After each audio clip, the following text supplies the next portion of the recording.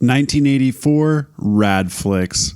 My name is Joe. These are just opinions. I am JOEpinionated. Welcome to Rad Flicks for the year 1984. What are Rad Flicks? Rad Flicks are movies that have stood the test of time. Something that those critics had no idea about back in 1984 when they're saying this or that movie are the greatest movies is what would happen in the future when things are actually time tested. And so today, we're righting the wrongs of those critics, certifying these movies as rad. We have 6 normal Canadians who are voting for particular categories. The categories are horror, comedy, action, sci-fi, adventure, family movies, dramas. Most watched, raddest movie of 1984 will be named at the end. First category we're going to kick it off with is horror. Remember to check out my channel, JOEpinionated. It's at my friend Joe on YouTube, hashtag JOEpinionated. Check out as well the other episodes. Link in the description for all the movies mentioned in this episode for their trailer, so you can check out the trailer after the episode or cut out halfway through the episode. I'd also love to hear your votes, so put it in the comments. You can also check me out on the Patreon page, link in the description. Also Discord, there's a commentary going on there. Every platform you can find me. A couple runners up for raddest horror of 1984 are Night of the Comet. Gremlins got put in the horror suspense a couple times actually, so that's an honorable mention. Chud is another one that got put in as a horror movie by Joe 2. Raddest horror suspense from 1984. The runner-up is Stephen King's Children of the Corn. Look out for Malachi. Horrifying. This movie scares the crap out of me. The sequel scares the crap out of me. Children of the Corn. The raddest horror movie of 1984 goes to Wes Craven's masterpiece, A Nightmare on Elm Street. Freddy Krueger, the original with Johnny Depp, Heather Langenkamp. This is the original one. This one's pretty freaky, actually. Really well done. Incredible idea, concept. Wes Craven, directed by Wes Craven as well. This one's just straight up freaky, classic. 1, 2, Freddy's Coming for You. Raddest horror movie of 1984, A Nightmare on Elm Street. Next category for 1984, comedy. Honorable mentions. One of them, Romancing the Stone. That's a Robert Zemeckis debut. Top Secret. This is Spinal Tap. Rob Reiner's mockumentary. Maybe the funniest mockumentary of all time. Revenge of the Nerds. Love that movie. Very rated R. Should not be a family movie night. I've learned that one the hard way. My bad. Sorry. Apologies. Tom Hanks and Daryl Hannah's classic Splash is also from 1984. Runner up for funniest, raddest movie of 1984 is Police Academy. The first one, Mahoney, hilarious start to finish. Kim Cattrall, Wawawiwa, very pretty in this one. Steve Guttenberg. I just love the Police Academy movies, especially when I was a kid. I'd always watch like the TV edited versions. I never realized how rated R they were till many years later. Directed by Hugh Wilson. 1984's Police Academy, runner up for raddest comedy. Tied for first, raddest comedy of 1984, we have Beverly Hills Cop with Eddie Murphy, Judge Reinhold. This one was directed by Martin Brest. Eddie Murphy just owns comedy in the 80s. I don't know if it's funnier than 48 Hours, but it's funnier than 48 Hours. Biggest star in the world at this point, I think, is Eddie Murphy. Tied for votes for funniest movie or raddest comedy of 1984. We have a movie that Eddie Murphy was supposed to originally be in, written by Dan Aykroyd. The movie is Ghostbusters. And here's a photo I took outside the actual fire hall. The exterior shots used, I think this is in Tribeca in Manhattan. Bill Murray stars in it, Sigourney Weaver, Rick Moranis. Directed by Ivan Reitman. So funny. Start to finish, hilarious movie. I don't know if it's my favorite Bill Murray, but it's definitely up there with my favorites. Rick Moranis is really underrated in this one. He's so good in everything he's in. This is actually from Bob and Doug McKenzie. This is a Dixon flannel. Love Rick Moranis. Dan Aykroyd, and one of the funniest SNL cast members of all time. Harold Ramis as well. So in 1984 at the Oscars, Amadeus won Best Picture, and that's Milos Forman's movie. Just an incredible director. It's not too pretentious. It's just straightforward, incredible movies. Some other things from 1984. That's when Def Leppard, the drummer, had a car accident. The song Do They Know It's Christmas was released in 1984. Paul McCartney gets arrested for pot again in this time in Barbados. Macintosh Computers debut. Marvin Gaye, tragically murdered by his father. Andy Kaufman, another Milos Forman tie-in. Andy Kaufman, subject of the movie Man on the Moon. He passed away that year, 1984. PG-13 debuts, the first PG-13 movie being the movie Red Dawn. 1984 is when Canadian television legend debuts on Jeopardy! Alex Trebek. Somebody has kind of fallen from grace. Bill Cosby. The Cosby Show debuted in 1984. One of my favorite TV shows growing up. Next category is action sci-fi adventure. Runner-ups in action sci-fi adventure include The Ghostbusters, again, The Last Starfighter, Romancing the Stone, that's kind of an adventure, Beverly Hills Cop, it's an action, Red Dawn gets a shout out, there you go, the first PG movie ever.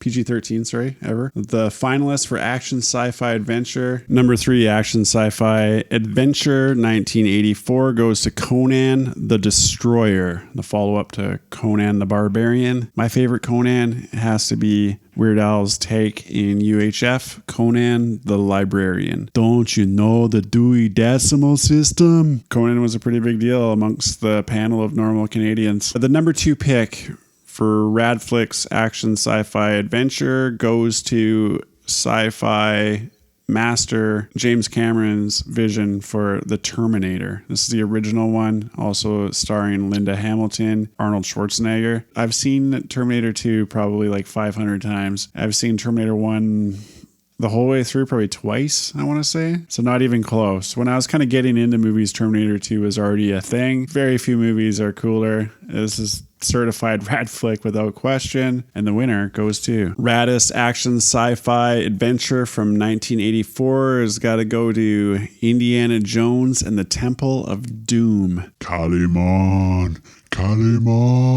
He no nuts. He's crazy. I love the short round. Just won Best Actor. Maybe that was Best Supporting Actor for Everywhere, Everything, All at Once. Give a shout out. I think he gave a shout out to Harrison Ford because Harrison Ford and Spielberg, basically discovered him. And this was his first big role. And he followed this up with Goonies the following year. And trust me, that's going to come up on the list for 1985. One of my favorite movies of all time. Indiana Jones and Temple of Doom is close. It's definitely one of my most watched movies of all time, for sure. I had this one on VHS at a young age. Indiana Jones, Temple of Doom. So the next category is family movie. It's family movie night.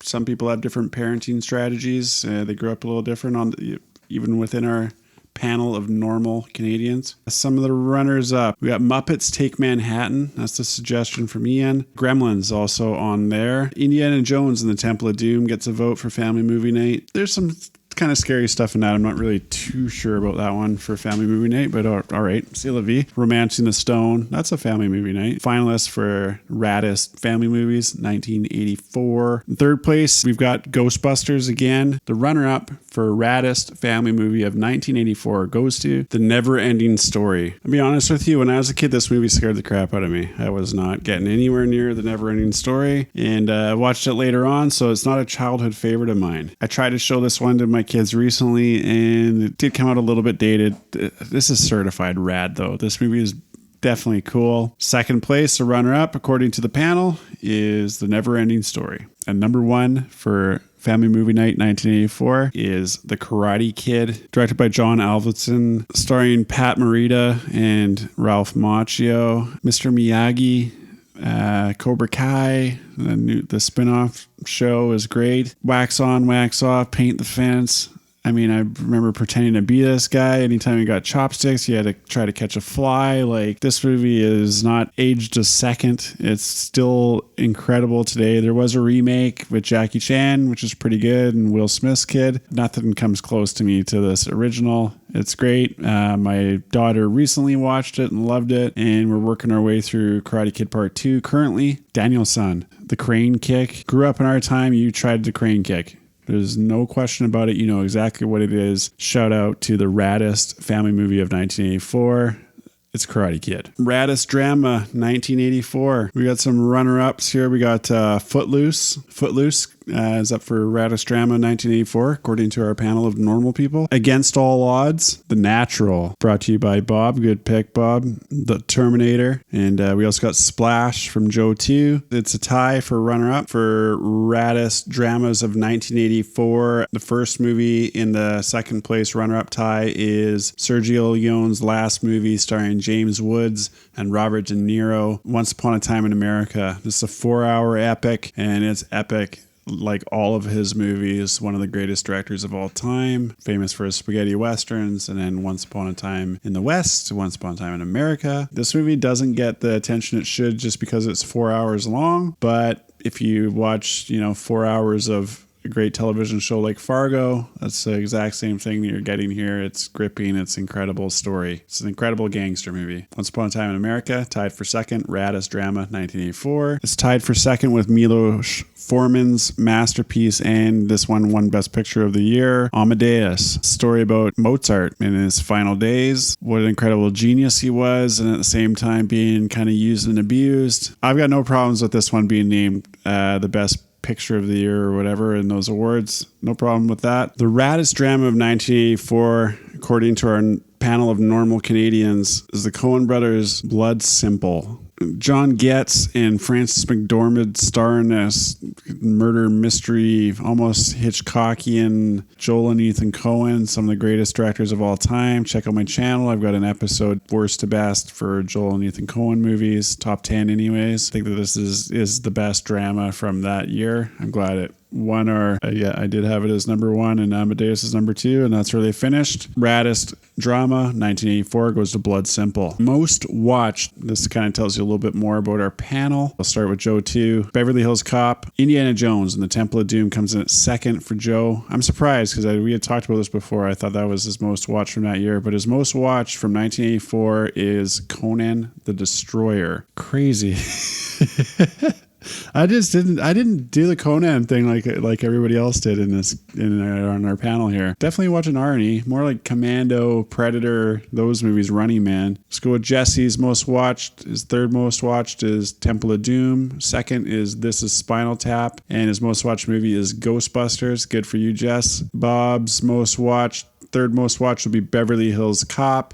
Second most watched, Temple of Doom. First most watched is Ghostbusters. For myself, most watched, third most watched is Ghostbusters. Second most watched for me is Revenge of the Nerds. And the most watched for me of 1984 is Indiana Jones and the Temple of Doom. Ian, third is Beverly Hills Cop. Second is Ghostbusters. Most watched for Ian is Temple of Doom. For Caro, the runner-up is The Terminator for most watched, and the most watched for Caro is Police Academy. The winner, it's a tie between Ghostbusters and Indiana Jones and the Temple of Doom for most watched. The raddest movie of 1984. Runner-up. Some runner-ups include The Terminator, Indiana Jones and the Temple of Doom, Beverly Hills Cop, Blood Simple, This Is Spinal Tap, Gremlins, Once Upon a Time in America. The runner-up for raddest movie of 1984, according to Rad Flicks, Rad certified here, Amadeus, Milos Forman's masterpiece about Mozart, Amadeus. And the raddest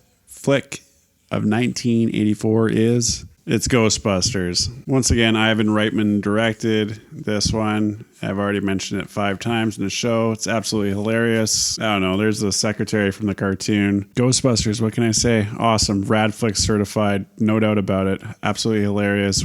Wins a few categories on this episode of Radflicks for 1984. When we do Radflicks in the 80s as a whole, I imagine this one will definitely come up again. You didn't need to watch this show to realize that. All right. It's late. I'm tired. Remember to like, comment, subscribe, all that stuff, and check out the links in the description for the playlist of all the trailers from this episode. Please vote on your favorites per category. There are additional movies in the playlist as well that didn't quite make our finals, and they weren't included in the honorable mentions, so check those out in there. The next episode's 1985. That's going to be a good one. I'm sorry I'm a little low on facts and high on opinions. Big respect to the raddest movie of 1984, that being Ghostbusters. Catch you on the next one.